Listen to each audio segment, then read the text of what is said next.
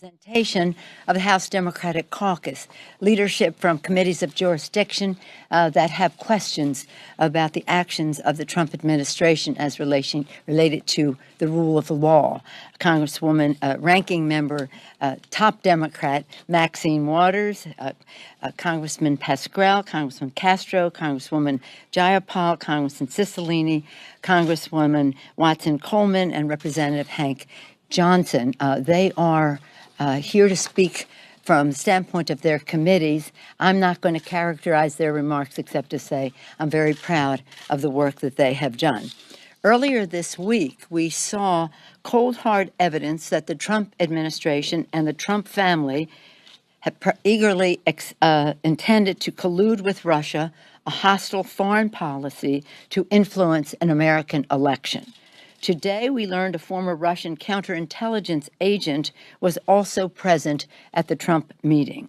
Members of Congress take a sacred oath. I do solemnly swear. And that to uphold the Constitution of the United States is what our responsibility is. The president also takes that oath. Speaker Ryan has avoided any response by the Republicans, any positive action to uphold the Constitution of the United States in terms of our electoral system, our democracy. Earlier this week, I called upon him to give us a vote on an independent commission, outside independent commission to investigate the ties to Russia. What do the Russians have politically, financially, and any personally on Donald Trump that he fawns over Putin, questions sanctions, is reckless when it comes to Article 5 of NATO. The list goes on and on. The American people have a right to know. Maybe they'll clear the air. Maybe it will be exculpatory. Maybe it won't. But we know one thing for sure. We have a responsibility and an oath of office to make sure that Russia does not meddle in our elections again. And that would be the purpose of such an investigation. I mentioned calling upon the Speaker to give us a vote on an independent commission. I also called for the revoking of the security clearance for Jared Kushner. It's absolutely ridiculous that he should have that clearance. It's not justified in any way. The president could revoke it in a moment, and he should. But Congress should call upon, Republicans in Congress should stop hiding from the truth and stop hiding the truth from the American people.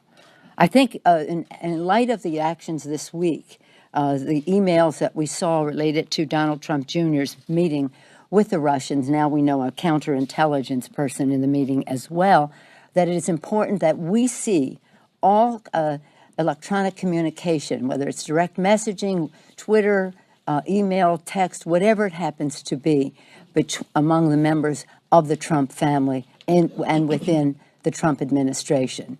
Did he convey that message, that the spirit of that message to the president? The American people have a right to know. And so here we are. House Democrats are not going to let the Republicans off the hook for their complicity in this. Today, we are announcing a new coordinated effort to force votes to get answers for the American people. We will force Republicans to take votes on the record to continue from hiding the facts from the American people. We will expose House Republicans in action for their willful, shameful enabling. They have become enablers of the violation of our Constitution, the attack on the integrity of our elections, the security of our country. The integrity of our democracy is at stake. House Republicans will have to answer for their actions, and some of the questions they will have to answer will be posed by our colleagues. I'm pleased to yield to the distinguished top Democrat on the Financial Services Committee, Congresswoman Maxine Waters of California. Thank you. Thank you, Leader Pelosi, for organizing all of us today who have taken some action in dealing with the Trump family criminal enterprise. Whether we have written letters or introduced legislation, so many of us are attempting in every way that we possibly can to unveil the criminal activity, the unconstitutional activity of this president and his family. So I have dubbed them the criminal clan a long time ago. And as many of you know, I stepped out a long time ago and said I thought he should be impeached. But let me share with you today one of the actions that I'm taking. Donald Trump is clearly hiding something when it comes to his finances. There are many unanswered questions. Why does Trump refuse to reveal his tax returns to the public? Why was Deutsche Bank, a bank that has been fined for Russian money laundering and many other violations of the law, willing to lend hundreds of millions of dollars to Trump after his bankruptcies when no other bank would lend to him? Why, according to press reports, have around 70% of Trump's real estate property sales over the past 12 months been to secretive shell companies? Democrats on the Financial Services Committee want to get to the bottom of these questions and follow the Trump money trail. Unfortunately, our request to Chairman Jell Hinterland that he utilized the investigative powers of the committee to look into matters pertaining to Donald Trump and his financial dealings have been completely ignored. Mind you, this is not a chairman who is shy about using the oversight powers of the committee, but rather than use these powers appropriately, he abuses them by harassing the Consumer Financial Protection Bureau. Simply put, the chairman is covering for the president and elevating party over country. Our request to the Treasury Department for documents on Trump and his financial dealings was also ignored. To that end, I and other Democrats on the committee have introduced a resolution of inquiry. This resolution directs the Treasury Secretary to provide any documents pertaining to credit extended by or involving Russian banks or Russian government officials to the president, his immediate family, his associates, as well as his properties and businesses, any money laundering violations involving the president, his immediate family, his associates, his properties and businesses, any violations of U.S. sanctions, the Foreign Corrupt Practices Act, or the Logan Act by President Trump, his immediate family members, or his associates, and other information related to Deutsche Bank and the president. Our Republican colleagues must wake up and hold this president accountable. Thank you very much. And with that, the next speaker is Bill Pascrell, a member of the Ways and Means Committee. Thank you very much, Maxine. Good morning, everyone. On February the 1st, I wrote a letter to the chairman of the committee which I participate in, and that is the Ways and Means Committee Chairman Kevin Brady. In that letter, I asked him to use his existing authority to obtain President Trump's tax returns for review by our committee. And I would say from the get-go here that a lot of the questions that are being asked today and have been asked in the past could have been avoided if the President of the United States have followed the Ethics Commission and to divest himself of all of his holdings and assets. The President chose not to do that. And the more we get into 2017, the more we understand how the tax returns are critical. He could have avoided all of this by divesting himself. But the deals that have been made just during the time that he's been the president is a reflection. Every president, and this has nothing to do with party affiliation, which I said to Kevin Brady in February of this year. Every president must have a clean slate when he goes into that office and raises his hand to be sworn so that he could be objective in his decisions. We have no assurances of that right now, and we are not going to simply sit back and reflect on the good of his word. I'm not. I don't think many Americans are. And members of Congress, specifically the tax writing committees, currently have authority in the tax code to get the president's tax returns to examine his conflicts of interest. We not only have the ability to do so, we have the duty to the American people.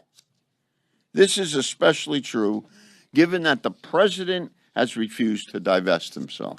So, since I wrote that letter in February, we've seen a steady stream of very, very worrying information and a growing cloud of smoke around this administration. And the response has been, there's nothing there. Well, if you do remember, the Watergate situation took 26 months. We're just in the infancy of this investigation, be it by committee, be it by the FBI, be it by Mr. Mueller. We're just in the infancy. Why were Donald Trump, Jared Kushner, and Paul Manafort so willing and eager to meet with Russian government operatives during the campaign? And by the way, now we're thinking and considering that there may have been other meetings. We didn't know about this one. And then that this was discovered. This is a drop-by-drop situation. Donald Trump may love getting help from the Russians, but the Congress of the United States does not love it, and we will not stand for it. The Trump family's personal and financial conflicts while holding office have been flagrant and on full display. Whether it's a Saudi Arabia paying the Trump hotel $270,000, or more than $15,000 of U.S. taxpayer dollars being spent at a Canadian Trump hotel, or the granting of trademarks in China, which is scandalous, the myriad of conflicts are out in the open for everyone to see. And that's how government should be. Since February, we've held 9 votes on the floor of the House of Representatives. And in March 1st, I offered a resolution of inquiry that was debated in the Ways and Means Committee. At each turn, the Republicans in Congress blocked our efforts. Why are they hiding and being complicit, to use the leader's word, in keeping Trump's conflict secret and hidden? Why? Why is that? Why won't Republican members of Congress use their authority in the law to provide oversight and make sure the president and his family are not hiding financial ties that could cause conflicts in the decision-making? We have no way of knowing whether Mr. Trump or his firms have received Russian income or loans or entered into Russian-linked partnerships. We have a right to know that. The legislative branch has the responsibility and the authority to check the executive branch under Section 6103 of the Tax Code, which allows for an examination of his returns. The authority put in place specifically so Congress could examine conflicts of interest in the executive following that great scandal in the early 1920s. Today, I'll be introducing a new resolution of inquiry to give the Ways and Means Committee another chance to get it. And by the way, in conclusion, it's not enough for Republican congressmen to go to town meetings and say, yes, the president should give us his tax returns, and then not come back to Washington and not have the courage to stand up for the convictions and say, this is the direction we should be going. And that's not good enough. So there's been over 20 people on the other side that have said he should release his tax returns, but will not vote to do it. Congress can and must use its authority to address President Trump's tax returns and give the American people the transparency they deserve. And now I'd like to introduce great congressman from the state of Texas, from the town of San Antonio, Representative Castro. Thank you, Bill. Thank you, Bill. Good morning. Thank you, Democratic Leader Pelosi, for all of your work to hold the Trump administration accountable on behalf of the American people and get to the bottom of Russia's interference in our 2016 election. I'm here on behalf of the House Foreign Affairs Committee, and I also want to thank Congressman Engel, our ranking member, for his leadership on this issue as well. The resolution of inquiry we'll be introducing in our committee requests the President and directs the Secretary of State to provide Congress with copies of any documents, records, or communications that were produced on or after July 21st, 2016 that relate to modifying, suspending, waiving, revoking, or terminating sanctions on Russia.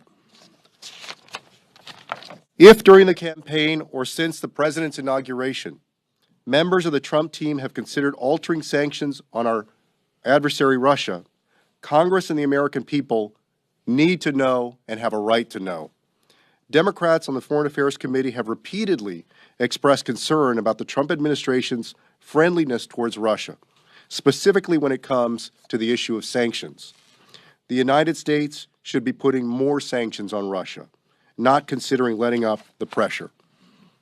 Earlier this week, Ranking Member Engel joined Democratic Leader Pelosi and Whip Hoyer in introducing the House version of the Senate's Russia-Iran sanctions bill.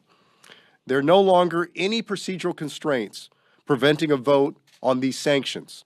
The only thing stalling this bill is Speaker Ryan and President Trump. House Republicans shouldn't be providing cover for the administration and its affection for Russia. Speaker Ryan should allow the House to vote on the Senate sanctions bill, and Republicans should join Democrats in voting for this resolutions of inquiry that will provide Congress and Americans with important information about the administration's dealings with Russia, especially in the wake of the troubling news that broke this week regarding the Trump campaign's communications with Russia. All relevant facts must come to light. The United States suffered a catastrophic event in 2016 when a foreign adversary tried to interfere with our elections.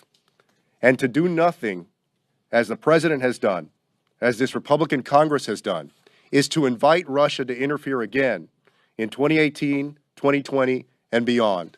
It's also to invite others, perhaps the Chinese, perhaps non-state actors, to interfere with our democratic processes. That's simply unacceptable for the nation. Now I'd like to introduce a wonderful Congresswoman from Washington State, Seattle, I believe, from the Judiciary Committee, Congresswoman Jayapal. Thank you so much, Congressman Castro, and thank you, Leader Pelosi, for your leadership. I'm very proud to introduce this resolution of inquiry with my colleague from Rhode Island, Mr. Cicilline. For 6 months, we have watched the Trump administration make a mockery out of our laws and the highest office of our land, while our Republican colleagues on the Judiciary Committee refuse to allow hearings on obstruction of justice and collusion with Russia. Attorney General Sessions has engaged in a conduct of duck and cover that fits a pattern that we've seen with the Trump administration. The Attorney General failed to disclose his meetings with the Russian government in testimony before Congress, and just yesterday, the Department of Justice released a heavily redacted document that suggests that the Attorney General failed to disclose any contacts with foreign governments on his security clearance application. This is the form he submitted. It's blank here, calling into question whether the nation's top law enforcement office should even have a security clearance. Our resolution of inquiry on the Judiciary Committee forces the House Committee on the Judiciary to take up the systematic problems on this administration's conflicts of interest and collusion with Russia. It is appalling, frankly, that the House Judiciary Committee has abdicated its duty to hold the Trump administration accountable and refused to even consider asking for answers on the Trump's ties to Russia.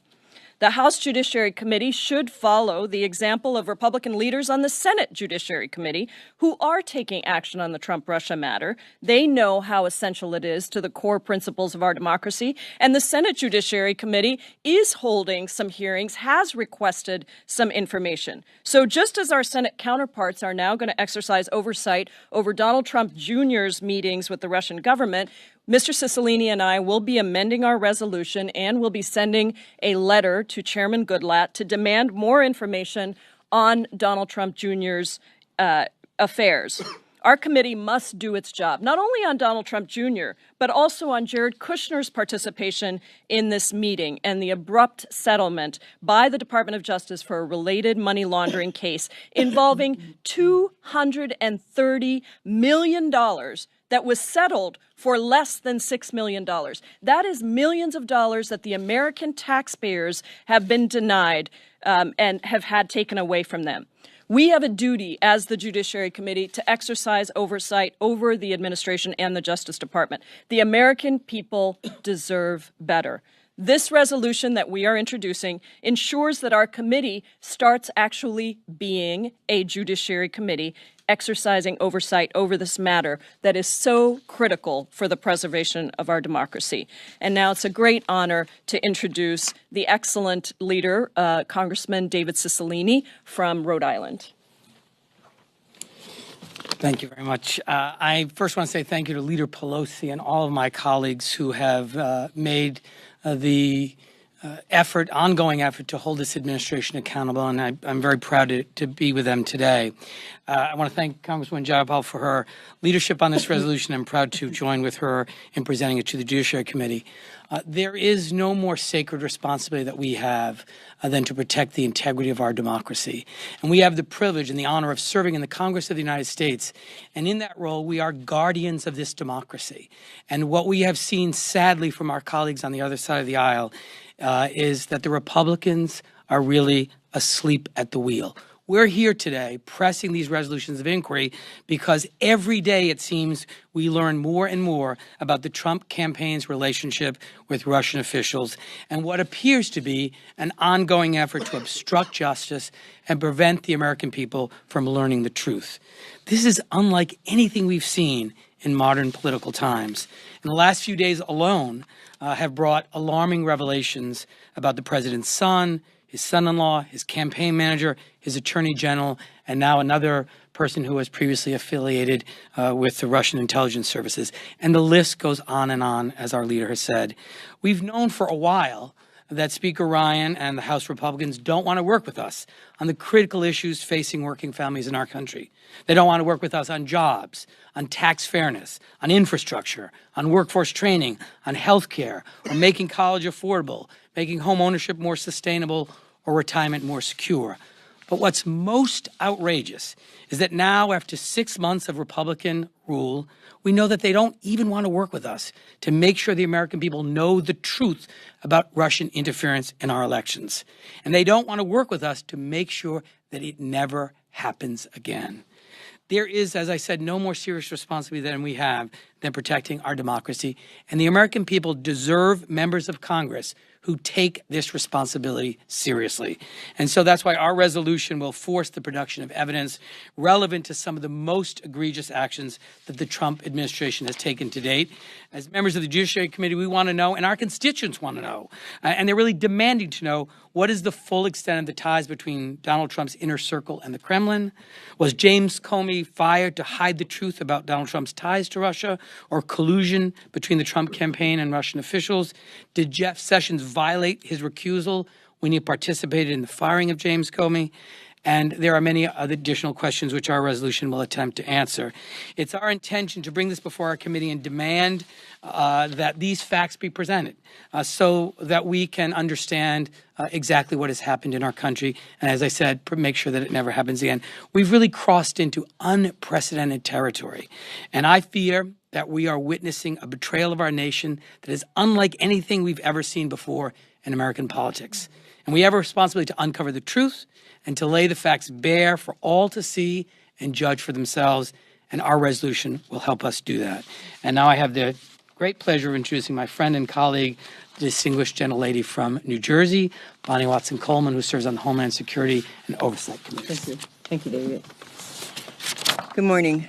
First, I'd like to thank Leader Pelosi for being so vigilant in ensuring that we are holding this president accountable and reminding our Republican colleagues of their responsibility and for what people had elected them to do.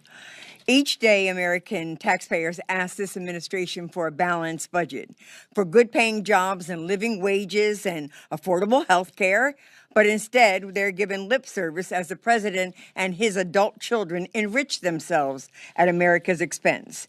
The tax dollars that Americans want to see rebuilding our nation's infrastructure, investing in education of our children, and ensuring senior citizens receive adequate return on their investment in our workforce is instead being wasted further by furthering the business interests of the Trump organization.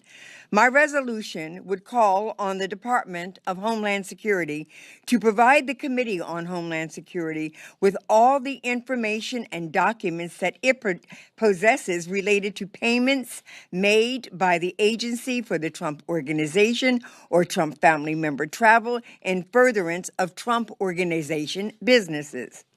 Congress has a constitutional obligation to investigate and to ensure that the Department of Homeland Security resources are solely used to ensure the protection of those seeking to prioritize and advocate for the interests of the United States of America. Each of us standing here is asking House Republicans to take a stand. These resolutions are simply a request for paperwork, a request to let the American people know that they are the priority and partisanship will not stand in the way of their protection.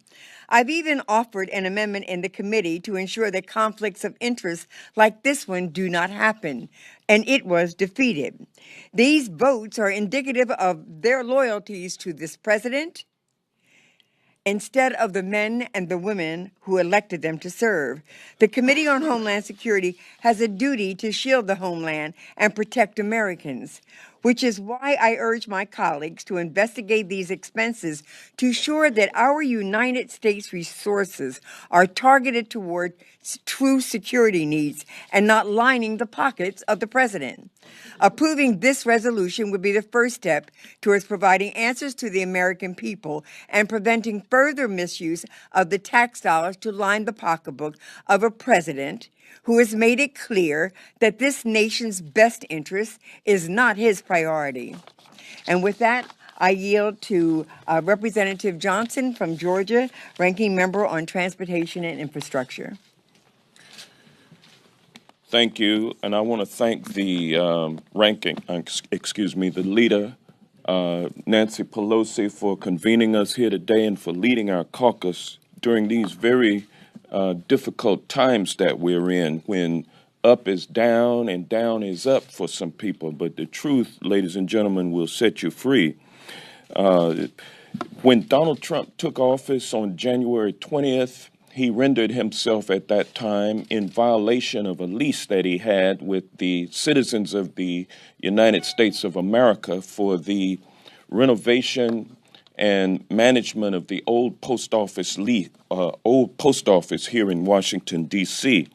And the reason why is that there's a clause in that lease that says that it shall not be a public official of the United States of America, an elected official, cannot share any benefits under that lease. And that lease agreement clause is in keeping with the emoluments clause of our Constitution. And Donald Trump, being an elected official of the United States of America when he took office, rendered himself in violation of that lease.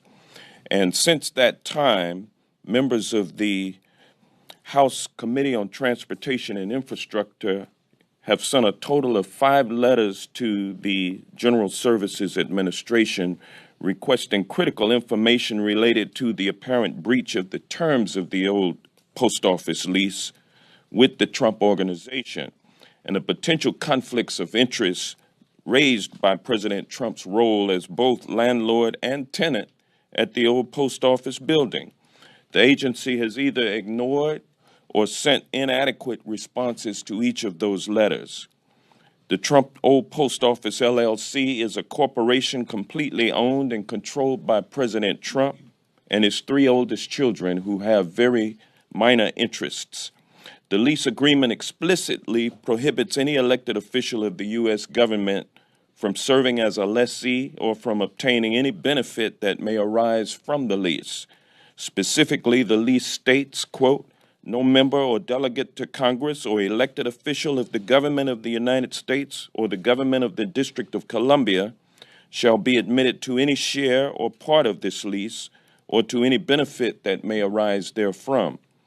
The last time I checked, the President of the United States is indeed an elected official, and this one's under investigation.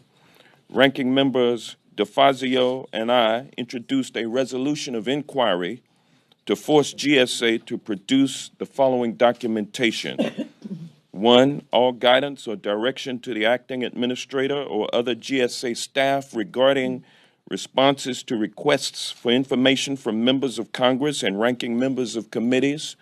Two, all documents associated with the old post office lease agreement between the government and the Trump Organization, including annual statements, budgets, and mortgages.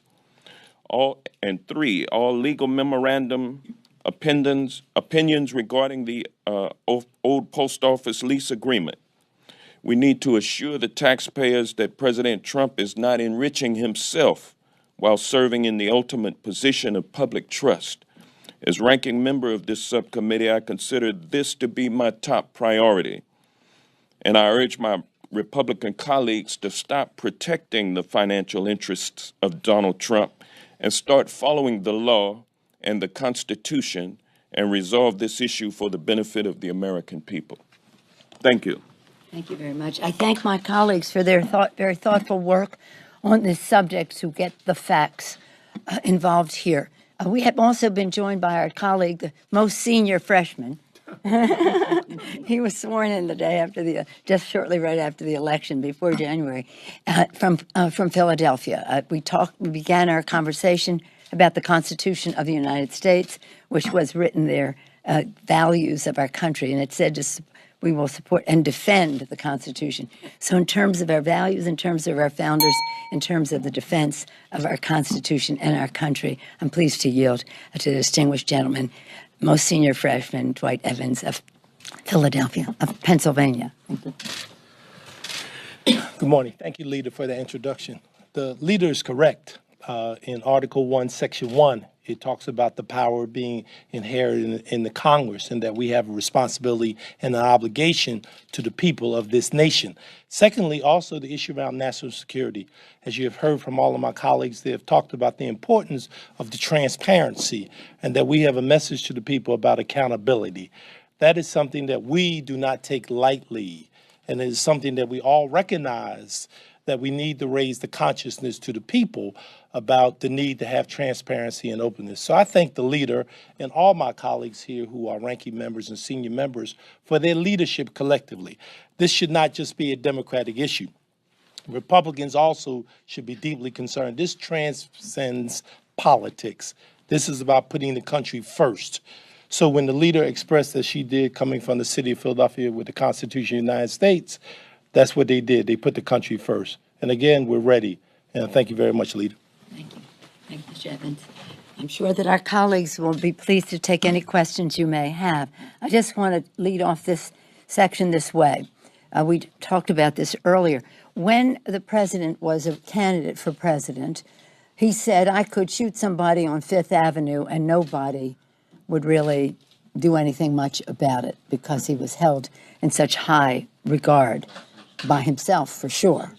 And that is the attitude that he and his family have brought to the White House, an arrogance about being above the law, that they are not accountable. And that is why I thank the work of the committees with these inquiries that they have made to get to the facts. This weekend, or today actually, our colleague Benny Thompson of Mississippi will be doing the response to the president, talking about the integrity of our elections. He's our top Democrat on the Homeland Security Committee. imagine this, that some of the information that should be available to the states about information that has been collected in terms of an assault on the integrity of our elections, they've told some of these secretaries of state, you can't get the information because you don't have the proper clearance. Oh no, we reserve that for Jared Kushner. Any questions? Yes, sir. In your opening remarks and also yesterday, you cited this meeting as cold hard evidence of collusion with the Trump family campaign and the Russians.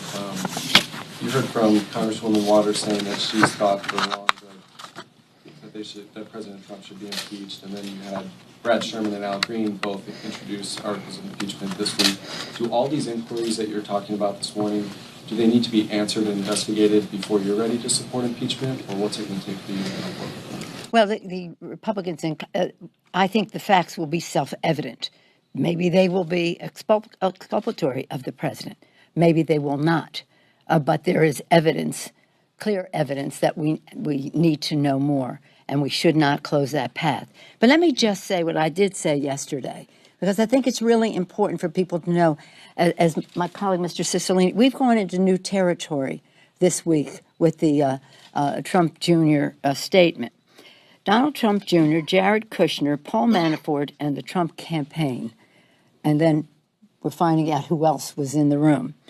This is a campaign violation, soliciting, coordinating, or accepting something of value, opposition research, documents and information from a foreign government or foreign national. Plain and simple.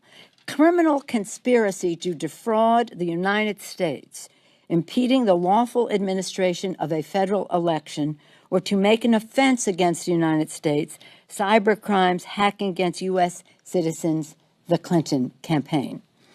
Conspiracy with respect to espionage, depending on whether information was obtained through Russian spying and the level of their awareness of the spying. When I say there, I mean Trump, Kushner, Manafort, etc., the awareness of the spying to receive this information. So we need to follow the facts, and what did the rest of the family know, and when did they know it? So this is, I've always been reluctant, because I think impeachment is something that really has an impact on the country.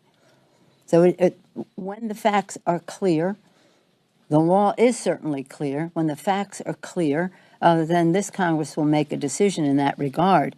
But I hope that the Republicans will not stand in the way of the American people getting the facts. When the president has clearly stated he can do whatever he wants, he's not accountable. Any other questions? Leader Pelosi, are you saying that the people in that meeting violated those laws, or may have violated those laws? Yes. Let me just say this, because I hear the president saying things that are so, shall we say, groundless. He says, oh, this is just politics. This is not just politics. You know the example of Tom Downey. Tom Downey received a packet that had information that described what the Republicans, what the Bush campaign was going to do at the debates. He was the participating in the debate preparation with Vice President Al Gore at the time. The minute he received the information, opened the package, saw what it was, he gave it to the FBI. This is fruit from a forbidden tree. You don't accept that. He turned it over to the FBI. The person who sent it to him went to jail for sending an American, not a foreign government, an American, went to jail for sending it to him. So this is about the law, but it's also about a high ethical standard that you would think anyone who wanted to be president of the United States would aspire to, really strive for, but not disregard. So on the strength of what they have now, there is very serious reason to believe that these people violated the law in being receptive to that information. They should have passed it out. And this is not how politics works. Our candidates know that if they got some ill-gotten gain in terms of negative, not a clue of did you know so-and-so didn't really go to that college. I'm talking about receiving an in-kind contribution of negative research from somebody, you turn it over to the FBI. Any other, do any of our colleagues want to comment on that? Yes. Thank you. With regards to the Russia sanctions bill, you and other House Democrats have expressed support for that measure. Congressman Castro, you said there were no procedural holdups, but isn't there a blue slip issue? No, Isn't there it's resolved. The blue slip issue is resolved. With regards to House members not being allowed to bring up a resolution of disapproval should the president ease sanctions, is that still an issue, or where does that stand? Well, thank you very much for your question. As you know, the sanctions bill that was introduced by top Democrat on the Committee of Foreign Affairs, Eliot Engel, which Mr. Hoyer and I joined him in, it was a bill that passed the Senate 98-2. Strong bipartisan support, the Russian sanctions and Iran sanctions legislation. That came over to the House. It had a blue slip problem, more process than you probably want to know. But in that case, that was resolved. Now, the remaining issue, weeks ago, before the break, was that they in the legislation, they are not respectful of the minority rights of the House, the Democrats in the House. But I said to the leadership, conveyed to the leadership at the time, I don't like that. I want to protect the prerogatives of the minority in the House. But weighing the equities, what was more important was passing the Russian-Iran sanctions bill. So we are on board to just proceed. They didn't bring it up. The blue slip problem has been solved. And the only issue would be the House Democrats' prerogative in this, which, as I say, is not as important as passing the bill. So that's why Mr. Engel sent the bill to make it clear. We're not holding up this bill. We have never been holding up this bill. If anybody's holding up the bill, it's probably the White House. And that is really where you should direct your inquiry to the Republicans as to why a bill that passed in a bipartisan way, 98-2, sanctions on Russia, is being held up in the House. I thank the chairman for the ranking member for introducing the bill, and we all stand ready to support it. He could do it today, but practically by unanimous consent, but we certainly have to do it next week.